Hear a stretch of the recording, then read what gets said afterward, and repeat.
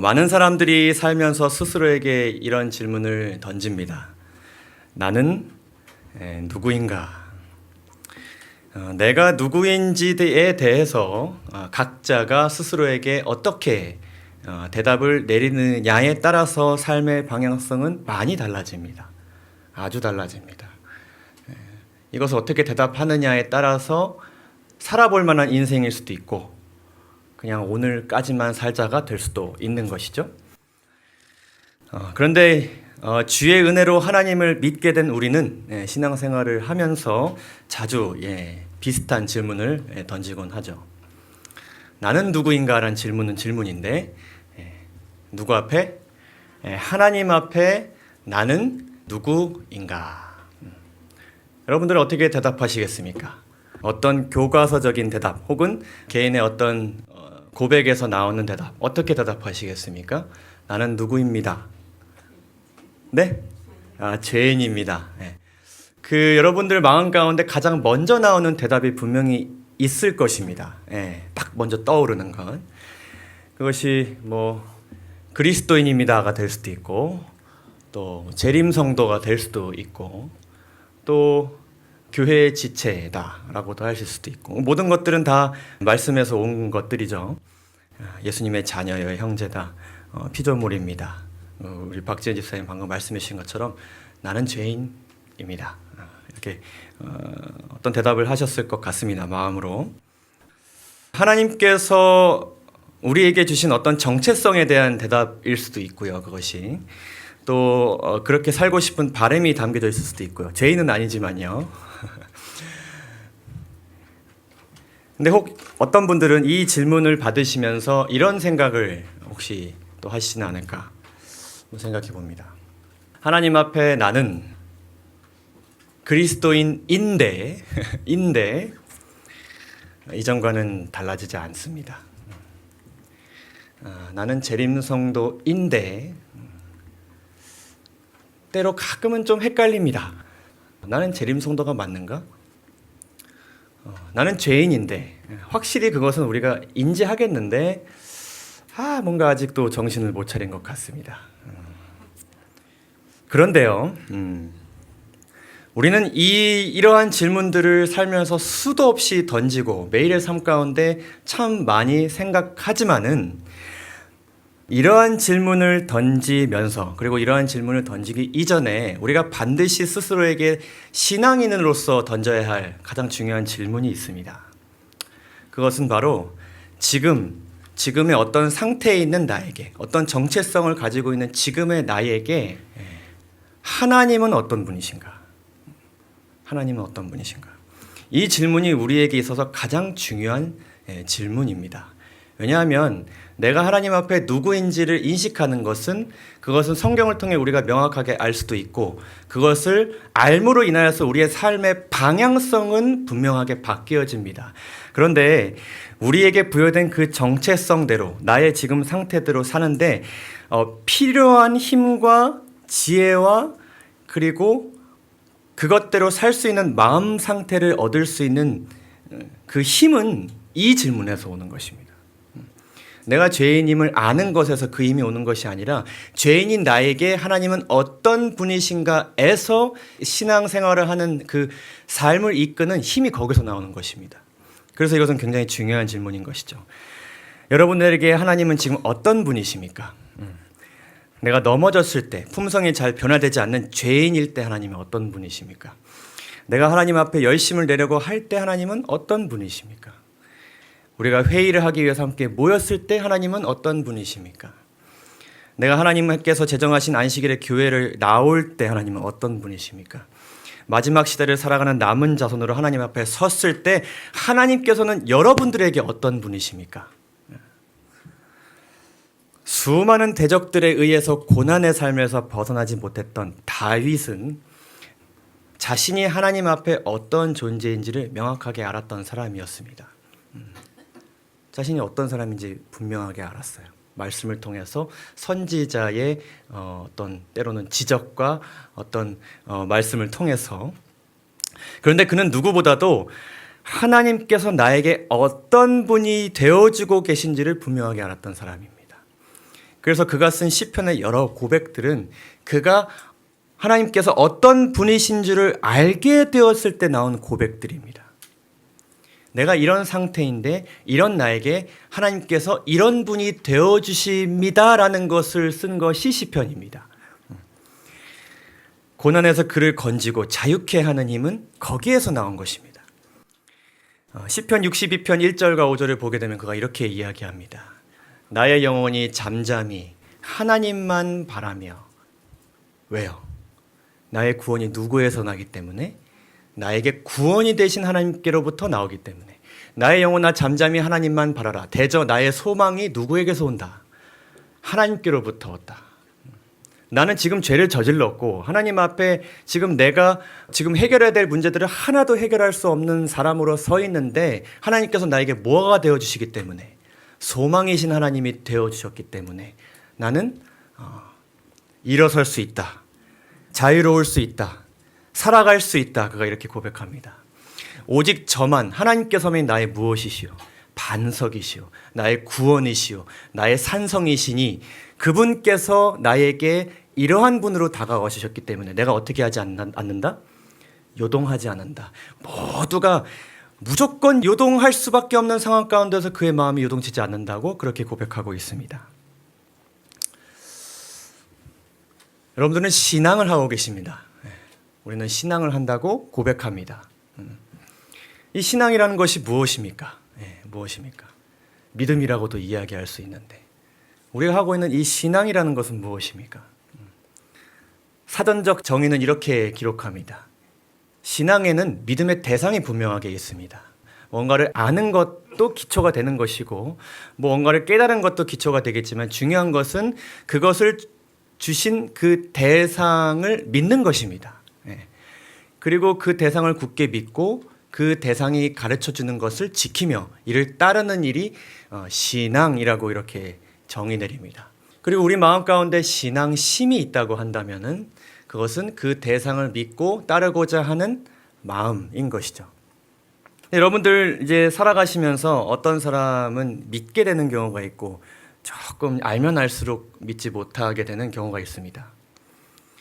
제가 여러분들에게 알면 알수록 믿을 만한 사람이 되었으면 좋겠는데 그것은 누가 하기 나름이겠습니까?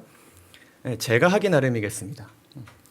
우리가 어떤 대상을 믿게 되는 것은 그 대상이 나로 하여금 얼마만큼 신뢰를 주고 있는가에 대해서 우리가 그 대상을 믿게 됩니다. 그래서 우리가 신앙을 한다. 믿음의 대상이 하나님이신데 그 하나님을 우리가 굳게 믿고 가르침을 지키며 이를 따르는 삶을 살고 싶은데 그 신앙을 가지고 살기 위해서는 결국은 믿음의 대상이신 하나님께서 나에게 어떤 분이신지를 알 때 그 신앙심이라는 것은 우리 마음 가운데 생기게 되는 것입니다. 요한복음 5장에서 예수님께서 이렇게 말씀하십니다. 이 성경, 우리가 보고 있는 하나님의 말씀은 곧 누구에 대해서 증거하는 것이다? 이 말씀을 전하고 있는 예수님 자신에 대해서 말씀하고 증거하는 것이다. 그리고 구약에 모세가 기록했던 모든 것들, 성경 전체가 다 나에 대해서 기록하고 있다. 이렇게 말씀을 하시는데 이 성경 전체가 하나님이시면서 인간의 모습으로 이 땅에 오신 예수님에 대해 기록한 것이라고 말씀하고 계십니다. 그래서 우리의 삶을 움직이는 실질적인 힘, 그것은 이 책에 나타난 이 성경 말씀에 나타난 하나님 그리고 하나님이신 예수님을 통해 나타난 하나님의 품성과 그분의 활동을 우리가 알아가는 과정 속에서 그것이 생기게 된다는 것을 우리가 깨닫게 됩니다. 시대소망에는 이렇게 기록하고 있습니다. 하늘이란 그리스도를 통하여 끊임없이 하나님께 가까이 나아가는 것이다. 우리가 천국의 복락을 오래 누릴수록 더욱더 풍성한 영광이 우리에게 열릴 것이며 누구를 알수록? 하나님을 알수록 나의 상태만 계속 깨닫는 것이 아니라 그 상태 가운데 있는 하나님을 우리가 끊임없이 알아갈수록 우리의 행복은 증대될 것이다. 행복은 여기서 나오는 것입니다. 이 세상에 지금 어떤 상태에 놓여져 있는가? 나는 지금 이 세상 가운데서 어떻게 살아가고 있는가를 통해서 우리의 방향성은 바뀌지만 행복은 거기서 나오지 않습니다. 그것은 그 가운데 역사하시는 하나님을 알 때 그것이 나온다고 그렇게 기록하고 있습니다. 우리가 이 생에서 예수님과 동행할 때에는 당신의 사랑으로 충만함을 입을 것이요 당신의 임재하심으로 만족을 느낄 것이다. 행복과 사랑과 만족은 하나님께서 창조하신 모든 인간들이 갖고 싶은 것 아니겠습니까? 여러분들도 그러하시죠?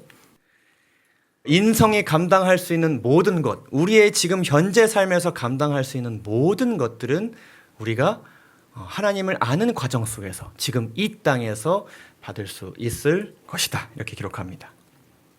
그래서 사랑과 공의이신 우리의 하나님께서는 우리 마음 가운데 신앙을 주시기 위하여서, 믿음을 주시기 위하여서 다양한 활동들을 하셨고 그리고 또한 하고 계십니다. 성경은 이를 기록하고 있습니다.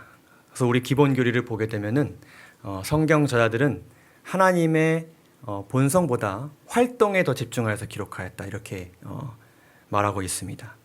그래서 성경은 어떻게 보면 하나님의 활동 일지라고도 할 수 있는 것이죠. 여러 가지 활동을 하셨고 또 하시고 계십니다. 대표적으로 좀 살펴보면은 창조하셨습니다. 만드셨습니다. 시작하셨습니다.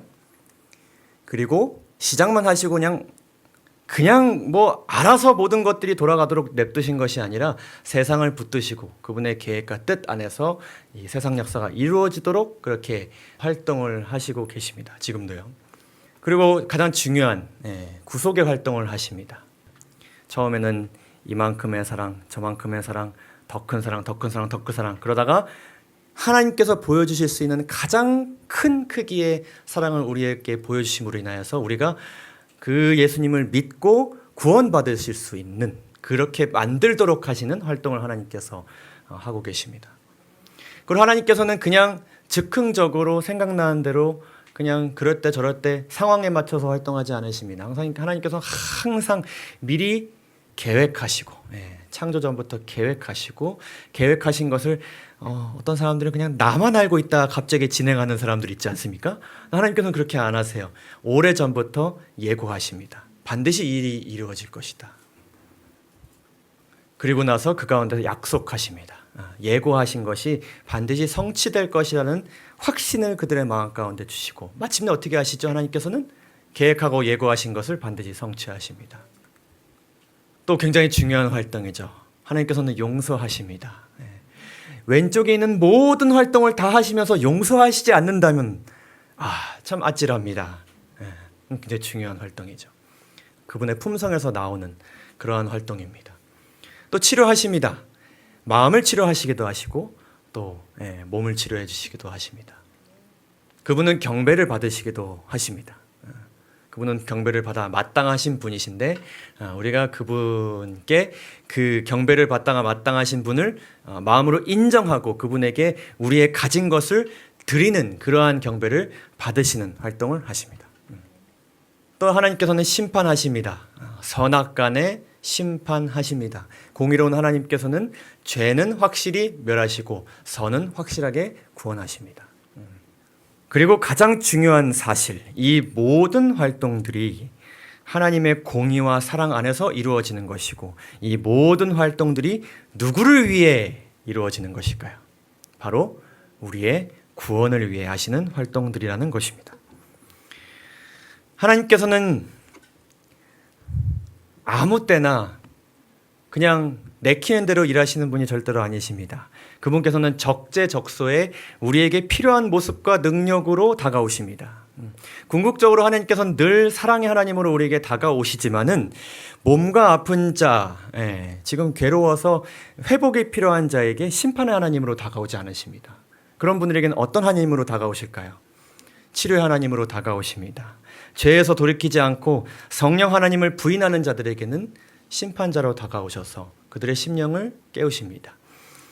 믿음이 연약한 자들에게는 계획하고 예고하신 대로 모든 일을 성취하시는 하나님으로 다가오십니다. 그래서 우리가 성경의 다양한 인물들의 삶을 탐구하지 않습니까?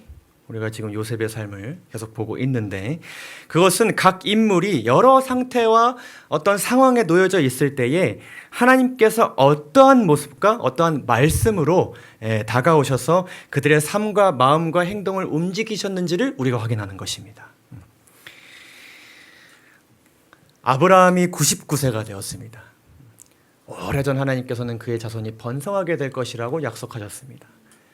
근데 100세가 다 되었을 때도 자녀가 나아지지 않는 것입니다. 그의 마음 가운데 믿음이 연약해져서 의심이 들어가기 시작하였습니다. 그럴 때 하나님께서는 전능한 하나님으로 다가와주셨습니다. 엘샤다이 하나님, 모든 것을 하실 수 있는 하나님으로 그에게 다른 이름으로 다가와 주셨습니다. 내가 전능한 하나님이기 때문에 너가 그 불가능하다고 생각하는 그 일을 내가 가능케 해줄 것이다. 이렇게 다가와 주셨습니다. 그래서 그의 믿음은 굳건히 하게 되었고 고귀한 아버지란 이름의 아브람의 삶에서 민족의 아버지란 뜻의 아브라함의 삶으로 변화되게 된 것입니다. 야곱은 어떠합니까? 그는 자기 앞에 일어나고 있는 일들에 대해서 괴로워하고 있었습니다. 그 모든 일들은 자신의 안일함과 욕심에서 나온 너무나도 후회가 가득한 그러한 과거에서 온 괴로운 일이었습니다. 그때 하나님께서는 그가 위로가 필요할 때 꿈속의 사다리로, 그리고 그가 영적으로 그의 죄책감과 죄의식을 이겨내야 할 때에 그와 씨름하시는 하나님으로 다가와 주셨고, 이러한 하나님의 은혜와 사랑의 활동으로 인하여서 야곱은 선택된 아브라함의 모든 민족의 이름이 되는 이스라엘이란 영광스러운 이름을 그가 가지고 살게 되었습니다. 바울은 어떠합니까? 그리스도인들을 괴롭힌 사울이라는 인물의 삶. 성경에서 어떻게 보면은 가장 그리스도인, 그러니까 하나님의 백성의 가장 끝을 보여준 사람이 사실 바울이었습니다. 그는 신념을 가지고 그리스도인들을 핍박하고 죽였던 사람입니다. 그런데 그러한 삶 가운데 하나님께서는 그의 죄를 밝히 드러내는 밝은 빛으로, 또한 그의 죄를 용서하시는 십자가의 예수 그리스도의 모습으로 다가오셔서 잔인한 핍박자의 삶을 성경에서 가장 위대한 복음 전도자 바울의 삶으로 변화시켜 주셨습니다. 그에게 있어서 여러분, 이 십자가의 피로 용서받았다는 것은 그의 삶을 움직이는 절대적인 힘이었습니다. 왜냐하면 그의 과거의 그 죄는 너무나도 그의 밤잠을 설치게 만들, 그 후회의 깊이가 얼마나 클지 우리가 상상도 못할 만큼 하나님께서 용서해 주시지 않았다면 단 하루도 살 수 없는 그러한 삶이 바로 이 바울의 삶이었습니다. 그래서 그는 늘 자신을 죄인 중에 가장 무엇이다? 괴수다. 나보다 더 큰 죄악을 저지른 사람이 없다고 그는 고백하였습니다. 그러나 그에게 용서로 다가오신 예수 그리스도. 그래서 그는 이렇게 이야기합니다. 오라 나는 곤고한 사람이로다. 이 사망의 몸에서 죽어 마땅한 나의 삶을 누가 건져내랴. 우리 주 예수 그리스도로 말미암아 하나님께 감사하리로다. 요한일서 5장 20절을 보게 되면 이렇게 말씀합니다. 또 아는 것은 하나님의 아들이 이르러 우리에게 무엇을 주사? 지각을 주사. 하나님께서는 우리에게 깨달을 수 있는 그러한 지각을 우리에게 허락하셨습니다. 그래서 우리가 참된 자를 알게 하시는 것과 또한 우리가 참된 자, 곧 예수 그리스도 안에 있는 것이니, 참된 자에 대해서 우리가 알아가는 과정 속에서 하나님께서 지각을 주셨으니 그 안에 있을 때에 우리가 영생을 얻게 될 것이라는 약속의 말씀을 우리에게 주고 계십니다. 서론이 좀 길었지만 오늘부터 하나님은 우리에게 어떤 분이신가 한 4번에서 5번 정도 살펴보려고 합니다.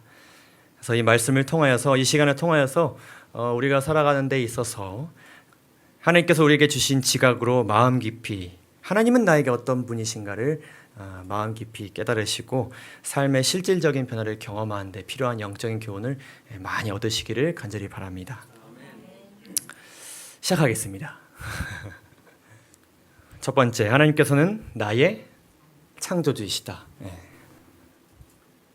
여러분은 창조를 믿으십니까? 이 세상이 창조로부터 시작됨을 여러분 믿어 의심치 않으십니까? 네. 다른 질문을 드리겠습니다. 여러분은 창조주를 믿으십니까? 창조를 믿는 삶과 창조주를 믿는 삶에는 차이가 있습니다. 여기 두 사람이 있습니다. 왼쪽은 진화론자입니다. 그리고 오른쪽은 창조론자입니다. 이 둘이 만나서 첨예한 논쟁을 벌였습니다. 무엇에 대해서 이야기했을까요? 무엇이 맞는가? 이 세상은 어떻게 시작되었는가? 누가 이겼을까요? 우리끼리니까 창조론자가 이겼다고 하십시다. 그렇게 될 것이고요. 그런데 이 창조론자가 진화론자를 풀이 죽게 만들어서 집에 보냈습니다. 그리고 나서 그가 집에 돌아가면서 핸드폰을 꺼내듭니다. 그러고 나서 이제 무엇을 보냐면은 자신이 넣은 주식 현황을 봅니다. 그런데 한참 진화론자랑 논쟁하는 동안 떨어졌습니다. 그러면서 이렇게 이야기하는 것이죠. 난 왜 이리 되는 게 없나. 이게 무슨 의미가 있을까요? 그는 창조는 믿었지만 창조주는 믿지 않고 있었던 것 같습니다. 여러분, 우리는 창조론과 진화론이 끊임없이 대립하는 세상 가운데 살고 있습니다. 살고 있습니다. 우리는 그 싸움, 그 현장, 그 중심에 있습니다. 여러분, 이 진화론과 대립이 꽤 오랜 역사가 있는데 대표적으로는 이 1859년에 다윈의 종의 기원의 발간으로 인하여서 이 진화론과 창조론 사이에 공개적인 논쟁과 대립이 시작되었습니다.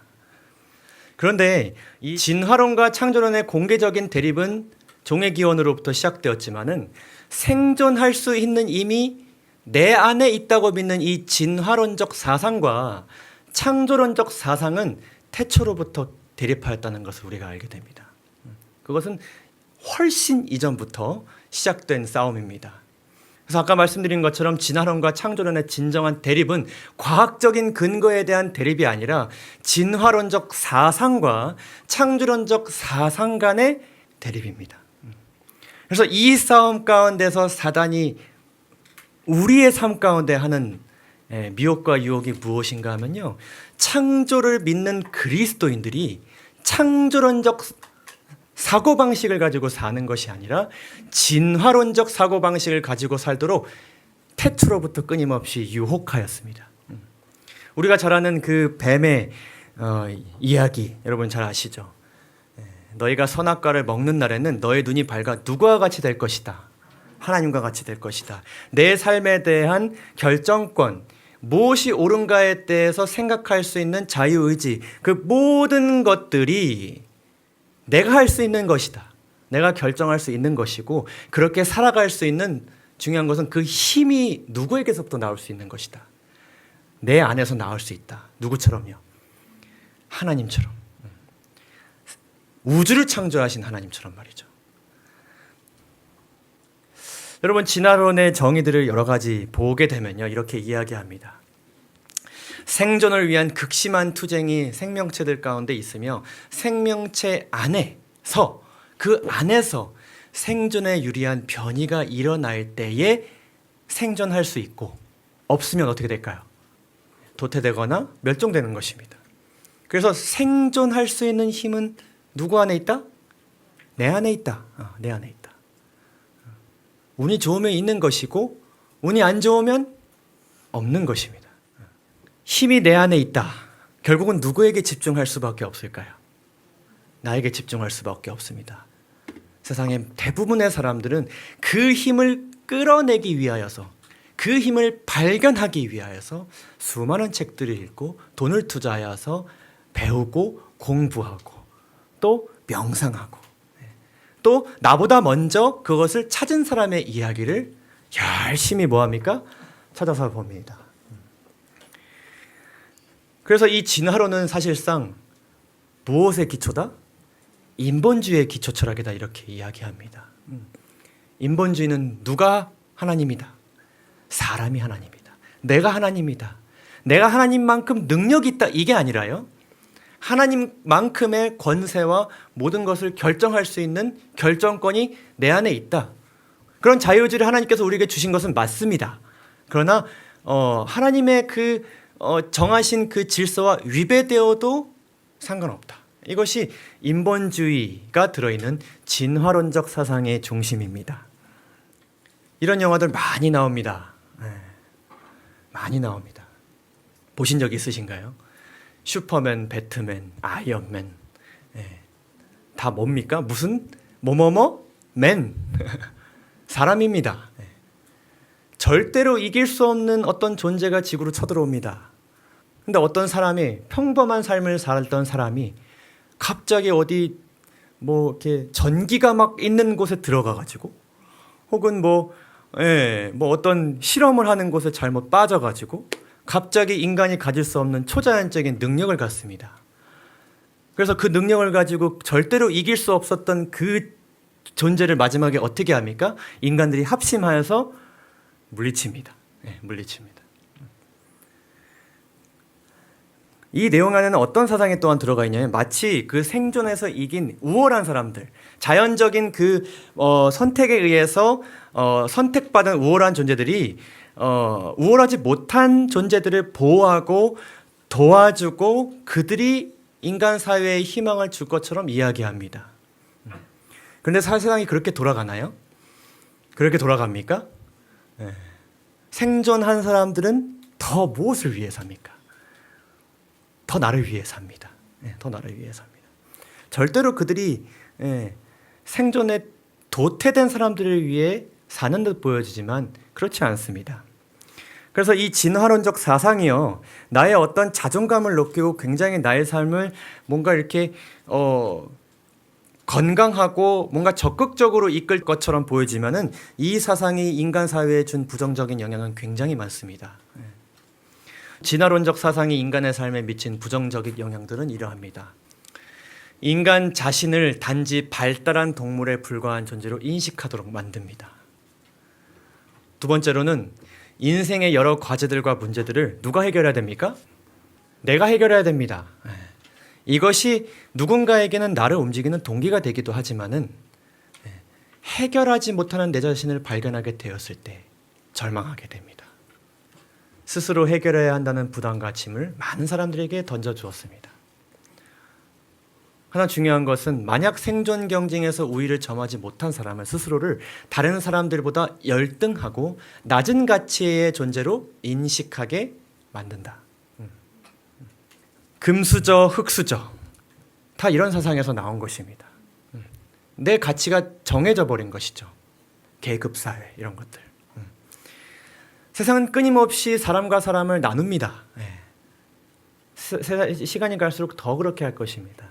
남자와 여자, 어른 세대와 MZ세대, 금수저와 흙수저, 백인과 흑인, 동양인과 이방 서구사회 계속 끊임없이 나누는 것이죠. 그러나 하나님의 정신은 반대로 간다는 것을 우리는 알고 있습니다.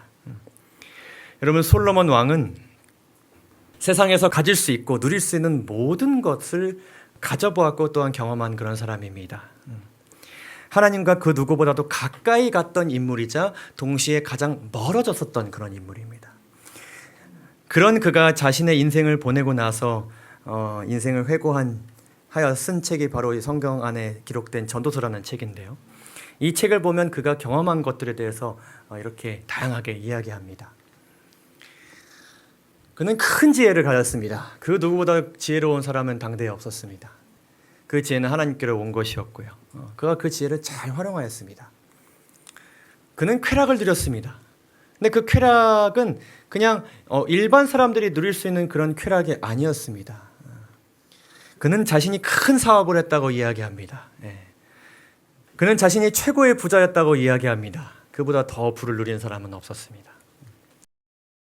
그리고 자신은 많은 수고와 근심들을 했다고 이야기하였습니다. 여러 가지 일들을 하는 데 있어서 그 걱정의 깊이도 굉장했다고 그가 고백합니다.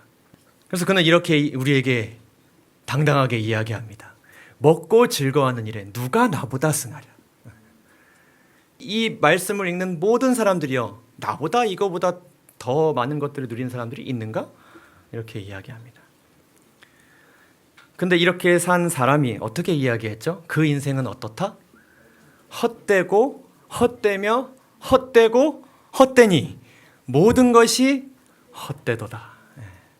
제가 볼 때는 헛되다를 더 쓰려다가 더 쓰면 조금 저는 이 말씀을 읽을 때마다 괜히 제 인생도 헛되지는 것 같습니다.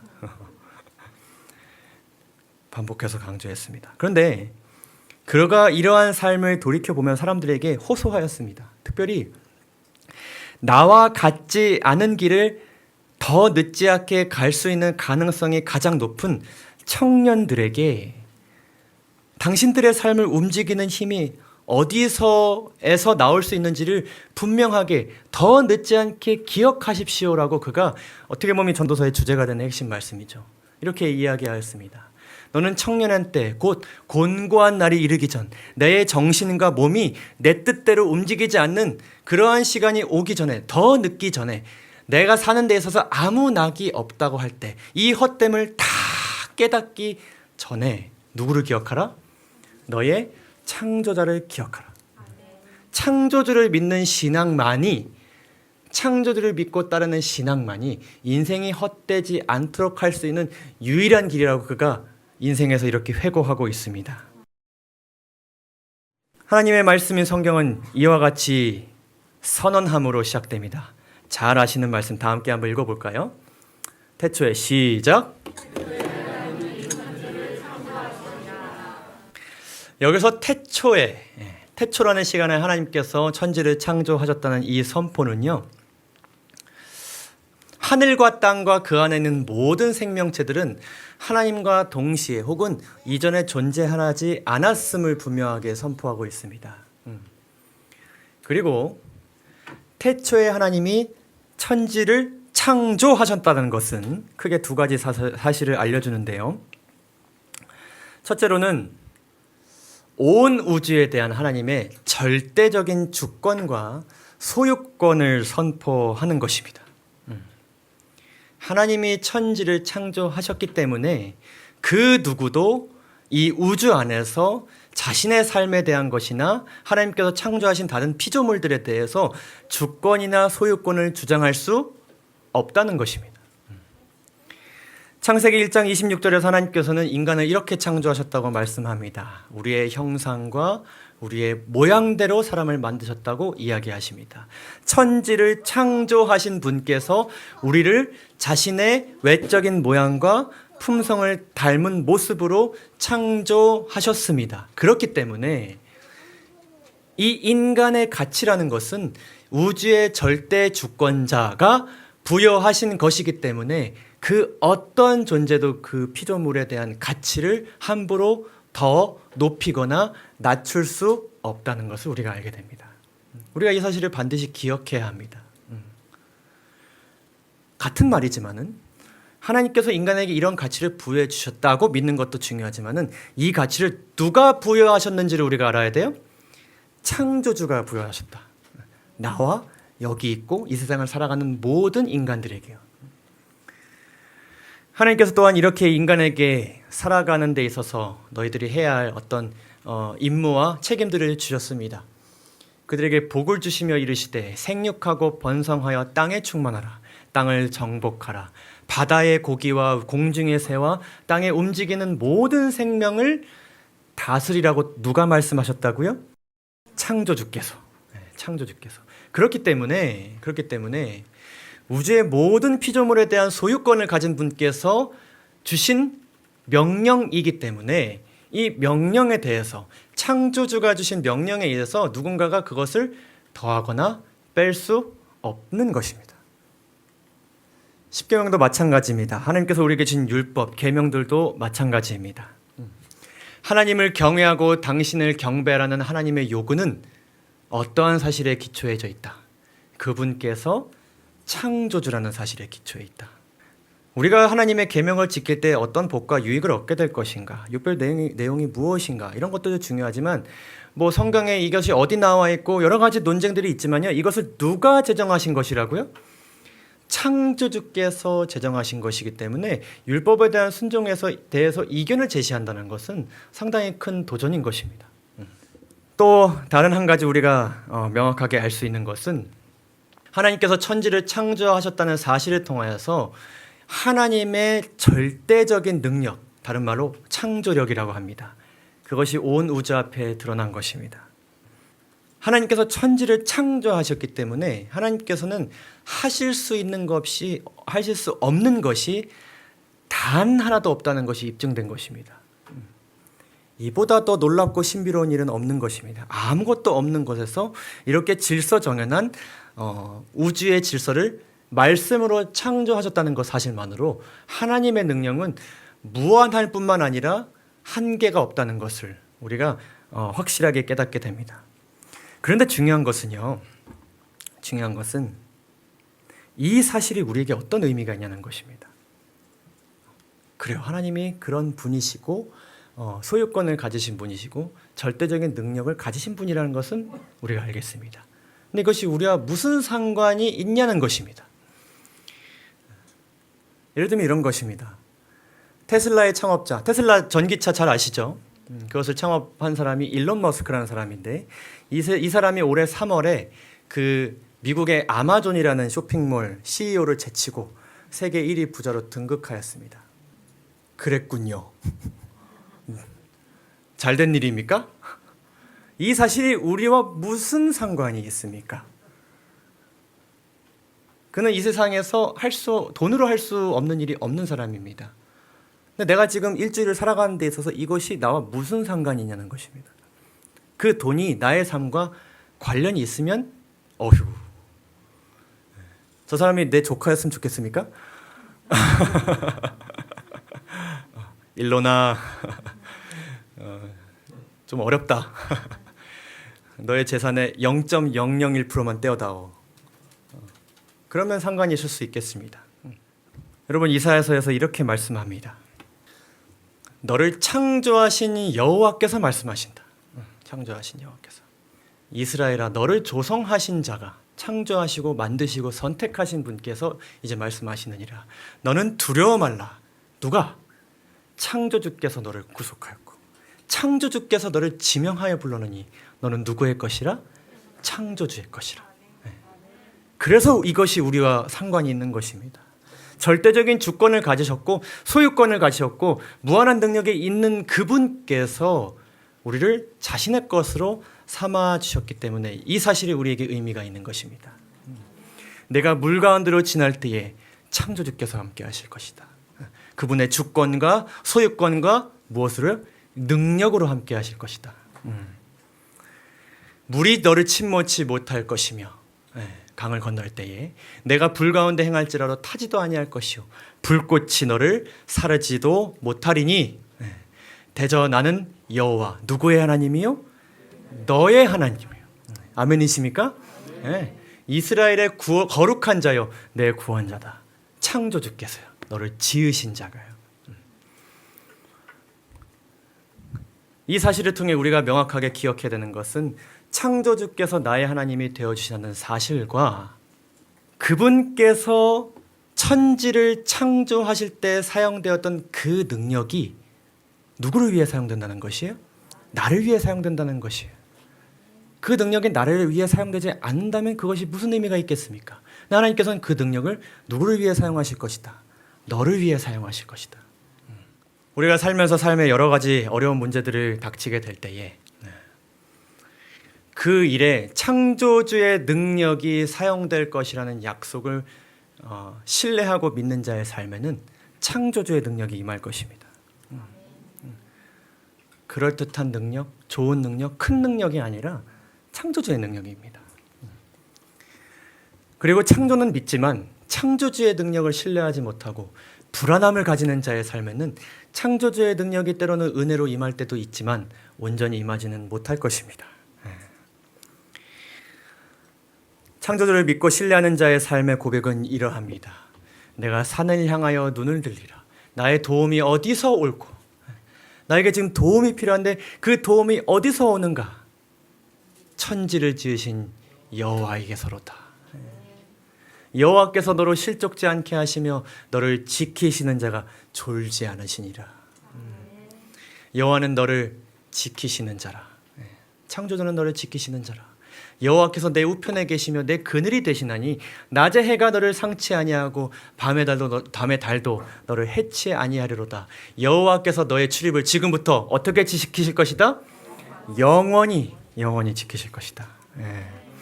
절대자께서 나를 사랑하시는 사실과 그분의 그 절대적인 능력이 나를 위해 사용될 것이라는 것을 우리가 믿게 될 때에 우리 자신과 나의 삶에 채워지는 수많은 것들, 그리고 이 세상과 그 안에 살아가는 사람들에 대한 우리의 생각과 시선이 완전하게 바뀌어지는 것입니다. 창조주를 믿으면요. 물론 창조주께서 원하시는 방향으로 그것이 바뀌어지게 될 것입니다. 여러분, 절대적인 해결과 절대적인 평안과 절대적인 행복은 오직 절대자의 절대적인 능력을 통해서만 온다는 사실을 꼭 기억하시기를 간절히 바랍니다. 우주의 창조자께서 나의 하나님이 되어주십니다. 그렇다면요, 설교를 마무리하면서 그렇다면 이것이 가장 중요한 것이겠죠. 그 사실을 이렇게 기억하는 것으로 그치는 것이 아니라 창조주를 우리가 믿고 신뢰하는 삶을 살기 위해서 우리가 우리의 삶 가운데, 신앙생활 가운데 할 수 있는 것은 무엇일까? 마지막 시대 남은 자손에게 전하라고 하신 세 천사의 기별, 곧 마지막 시대의 사람들을 살리는 복음의 메시지의 핵심은 누구에 대한 경배로 여러분들 이해하고 계십니까? 이렇게 말씀합니다. 그가 큰 음성으로 가로되 하나님을 두려워하며 그에게 영광을 돌리라. 이는 그의 심판하실 시간이 이르렀음이니 가까웠으니 하늘과 땅과 바다와 물들의 근원을 만드신 이를 경배하라. 이렇게 말씀하십니다. 그래서 마지막 시대의 중요한 것은 사람이 훼손시킨, 죄가 훼손시킨, 사단이 훼손시킨 창조주의 권위와 창조주와 인간과의 관계를 회복시키라는 말씀을 우리에게 주신 것입니다. 그래서 우리가 이 창조주를 믿고 신뢰를 더하기 위해서는 우리가 창조주와의 관계를 회복하기 위해서 우리가 힘써야 되는 것이죠. 그런데 우리는 이 말씀이 무엇과 관련되어 있는지를 우리가 잘 알고 있습니다. 어제 우리 목사님께서도 강조해 주셨고 오늘 또 장로님께서도 또 강조해 주셨고, 그것은 무엇과 관련이 있습니까? 하나님의 계명과 다른 것보다도 이 안식일 계명과 분명하게 관련이 있습니다. 여러분 잘 아시는 말씀이죠. 안식일을 기억하여 거룩히 지키라. 여러분 이 말씀을 원어적으로 보게 되면 거룩하게 지키라는 말씀을 한 단어로 되어 있습니다. 그냥 어떻게 또 말씀할 수 있냐면은 안식일을 거룩하게 하라, 이렇게도 해석될 수 있습니다. 거룩한 날로 만들어라, 이런 말씀일 수도 있는 거죠. 엿새 동안은 힘써 내 모든 일을 행할 것이나 제7일은 너의 하나님 여호와의 안식일인즉 너와 내 아들이나 내 딸이나 남종이나 여종이나 육축이나 내 문 안에 유하는 객이라도 아무 일도 하지 말라. 그리고 말씀하시기를 이는 엿새 동안 너희처럼 나도 엿새 동안에 나 여호와가 하늘과 땅과 바다와 그 가운데에 있는 모든 것을 만들었다. 아까 어디 있는 말씀이죠? 세 천사의 기별, 계시록 14장에 있는 표현이죠. 그런 일을 내가 엿새 동안 하였고 제7일에 쉬었다. 그러므로 너희도 그런 날을 보내라 라고 하시면서 이 날을 내가 복되게 하였고 그 날을 어떻게 하였다? 거룩하게 하였다. 거룩하게 하였다. 하나님께서 그날을 거룩하게 보내신 것처럼 우리도 거룩하게 보내라는 그러한 명령을 우리에게 주셨는데, 여러분 이 거룩이라는 말은요 하나님의 가장 대표적인 속성입니다. 그것은 죄가 없는 상태를 이야기합니다. 그래서 이 넷째 계명은 하나님과의 관계를 방해하는 유일한 요소 무엇이요? 죄를 제하고 그분과의 관계에만 집중하여 교제할 수 있는 날로 삼으라는 창조주의 명령입니다. 내가 그날을 그렇게 보낼 것이니 너희도 그날을 그렇게 보내라. 그래서 우리가 안식일에 죄와 관련된 일을 하지 않으려는 것이 바로 이러한 창조주의 명령이 있었기 때문입니다. 여러분 안식일은 결코 단순히 예배일이 아닙니다. 예배일이 아닙니다. 만약 그렇다면 여러분 그 의미가 주일과 크게 다르지 않습니다. 안식일은 창조주를 경배하고 창조주의 마음을 확인하는 날로 보내기 위해서 준비되어야 합니다. 여러분 그것을 계획하는 습관을 한 주일의 삶 가운데 꼭 실천하시기를 바랍니다. 그러면요, 이것이 의무로서가 아니라 그냥 예배드리러 가는 날이 아니라 누구를 만나러 가는 날, 사랑하는 하나님을 만나러 가는 날, 나를 지으신 분께서 나의 하나님이 되어주신 것을 감사하러 가는 날, 그리고 조금은 그분에 대한 신뢰와 믿음이 한 주일 동안 연약해졌을 때에 하나님께서 나에게 주시는 음성을 통하여서 그 믿음을 끌어올리는 그날, 그런 날로 여러분을 준비하시고 그런 날로 보내시기를 간절히 바랍니다. 이것에 대해서 몇 가지 팁을 드리자면, 첫째로는 진정한 안식은 여러분 멈추는 것입니다. 이것이 먼저 반드시 선행되어야 합니다. 하나님께서 안식하시니라고 말씀하신 그 사바톤이라는 단어에서 핵심적인 단어는 중지하는 것입니다. 중지하는 것입니다. 그래서 죄가 만든 마음과 여러 가지 문제들을 하실 수 있으면 기도하시고 말씀을 보시면서 해결을 하시고, 만약에 해결을 못 하신다라면 하나님께 맡기고 이 안식일 시간에 들어오시기 바랍니다. 안식일이 지나고 난 다음에 하나님께 다시 찾아서 그 문제를 고민해도 늦지 않습니다. 그리고 때로는요, 이미 안식일 잘 보내고 나면 어떻게 돼 있습니까? 해결돼 있어요. 여러분, 이것을 꼭 먼저 하시기를 바랍니다. 가능하시면 이러한 과정을 가질 수 있는 시간을 정하셔가지고 개인별로나 가정별로 식사하시기 전에 간단하게 기도하시고 하실 수 있으면 예배를 드리시는 것도 굉장히 좋겠습니다. 우리가 지금 일주일 동안 가지고 있던 수많은 이러한 것들을 함께 고백하면서 이것을 지금 뭐하자? 멈추자, 중지하자. 하나님의 능력으로 더 이상 이것이 넘어오지 않도록 하자. 그리고 난 다음에 여러분들은 안식일에 대해서 이러한 준비를 하시면 좋겠습니다. 창조 세계, 하나님께서 창조하신 그 세계 속에서 창조주의 섭리를 맛보는 시간들을 계획하시기 바랍니다. 예언하신 말씀을 보게 되면요, 이러한 것들을 우리에게 권면하고 있습니다. 날씨가 명랑하면 부모들은 저희 자녀들과 함께 들과 숲속을 거니러라. 아름다운 천연물 속에서 안식일을 제정하신 이유를 그들에게 말해주어라. 하나님의 위대하신 창조 사업을 그들에게 설명하여 주어라. 이 세상이 하나님의 손에서 지음을 받았을 때에는 거룩하고 아름다웠었다는 것을 그들에게 말하여라. 또 중요한 것은 무엇인가 하면은 하나님의 완전한 작품을 손상시킨 것은 곧 무엇이었음을 보여주어라? 죄였음을 보여주어라. 그래서 여러분들이 창조 세계에 나가는 데 있어서 무조건 좋은 것만 보여주는 거 필요는 없습니다. 때로는 조금 우리가 생각했을 때 왜 저것은 저렇게 자라나고 있을까? 질서되지 못한 모습을 보였을 때 그마저도 우리에게는 교훈이 되는 것입니다. 가시와 엉겅퀴, 슬픔과 고통과 죽음은 다 하나님의 불순종한 결과임을 보여주어라. 비록 죄의 저주로 상함은 받았지만 지구가 아직도 하나님의 인자하심을 어떻게 드러내고 있는지를 보도록 일러주어라. 창조세계의 모든 것은 누구를 증거한다? 창조주를 증거한다. 세 번째로는 예수님의 모본을 따라, 제가 세 가지만 적었지만 10개가 넘습니다. 예수님께서 안식일을 보내신 방식이 신약 성경에 분명히 기록되어 있습니다. 그래서 예수님의 그 모본을 따서 우리가 이웃과 교제하고, 우리가 함께 교제하고, 또 하나님을 믿지 않는 자들과 교제하고 그들에게 무엇을 베푸는 날? 선을 베푸는 날로 우리가 준비하고 계획해야겠습니다.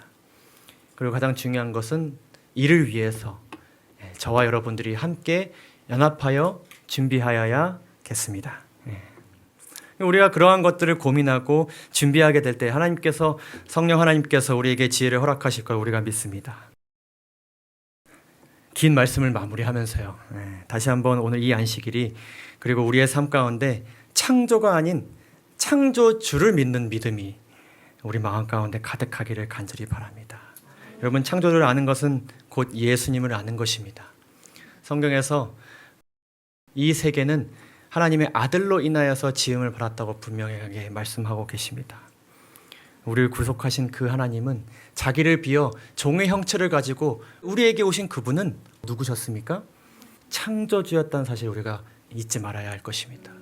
그분께서, 그 절대적인 능력과 주권을 가지고 계신 분께서 나를 위해 내려오셨다는 사실, 그 사실을 여러분들이 기억하시면서 여러분 이 말을 함께 마음에 품고 가시기를 간절히 바랍니다. 창조주께서 여러분의 안식일과 창조주를 믿는 여러분들의 삶을 창조주의 능력으로 인도하실 것입니다. 다 함께 외치고 끝내볼까요? 하나님께서 시작! 하나님께서 나의 창조주심을 믿습니다. 아멘. 네, 말씀을 마치도록 하겠습니다. 감사합니다.